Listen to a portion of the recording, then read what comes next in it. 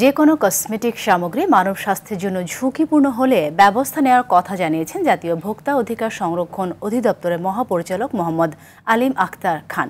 দুপুরে অধিদপ্তরের সম্মেলন কক্ষে আয়োজিত সেমিনারে তিনি কথা জানান।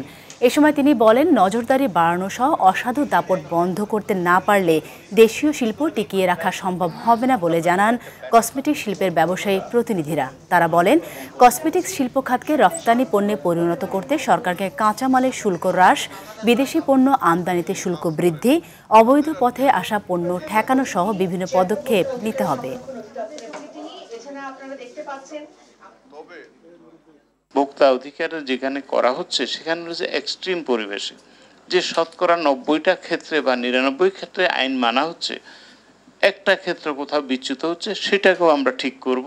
সুতরাং ভোক্তা অধিকার নামে একটা আলাদা আপনার সংগঠন থাকুক, তাহলে যাতে ভোক্তারা দৈনন্দিন যে সমস্ত দ্রব্যাদি ক্রয় করেন, পণ্য ক্রয় করেন, সেখানে যাতে একজনও যাতে প্রতারিত না হন। আপনি বছরে 2টা সেট আনলেন না 3টা সেট আনলেন, এগুলো রেকর্ড রাখা, এগুলো যে কত জটিল ব্যাপার। আইন যারা করেছেন তারা এটা বিবেচনা নিয়েছেন কিনা জানি না, তার মানে আইনটা করা হয়েছে এটা আইনটা না মানার জন্য।